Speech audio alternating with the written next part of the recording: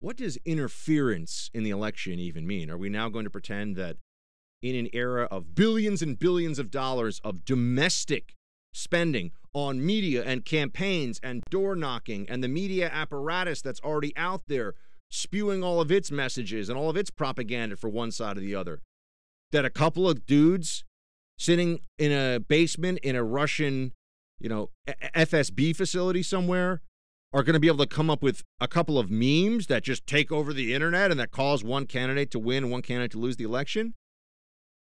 It's so stupid when you think about it that it's hard to imagine any adult who has ever read a newspaper and can read would think that this is a real plan. But this is now what we're being told is happening in the country, that there's already Russian interference in this election too on Trump's behalf. And can't you just see how this is hedging? This is hedging the bets emotionally for Democrats. That's what's going on here.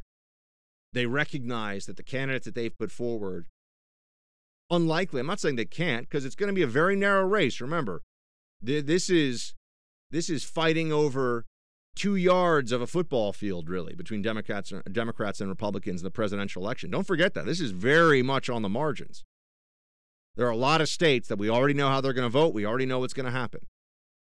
It's only in a handful of states that the contest will really be fought.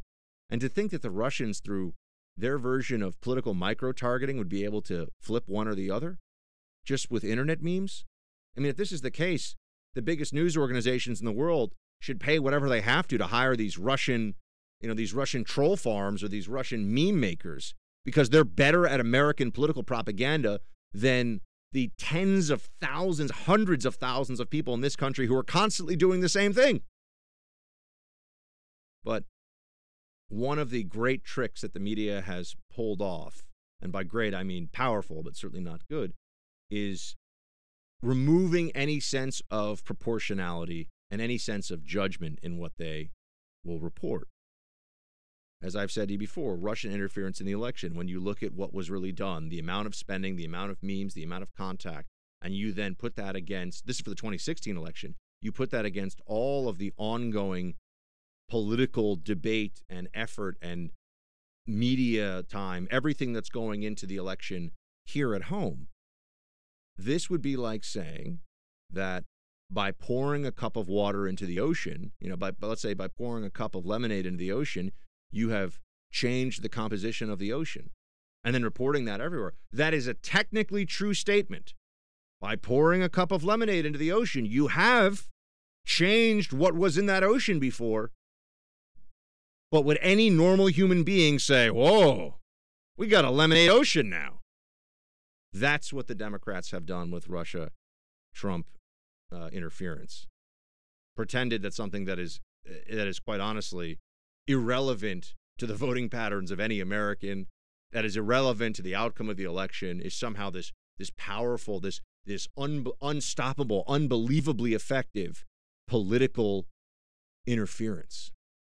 No one really thinks that's the case. But if you're desperate enough, because you've been saying that Donald Trump would be a terrible president, and he's actually been a really good president, if you're desperate enough because you keep saying the adults are going to be in charge of this, of the government when the Democrats come into power, and then the American people see the clown show that is the Democrat field right now, yeah, I guess you'd rather believe that Russia is going to deliver the election to Trump again. They're already setting the stage for this. They're already trying to tell you that no matter what the election results are, they will claim that Trump, even in re-election, is illegitimate. And I promise you, mark me saying this right now, there will be media outlets that claim, and pundits and Democrats, that Russia gave Trump the 2020 election too.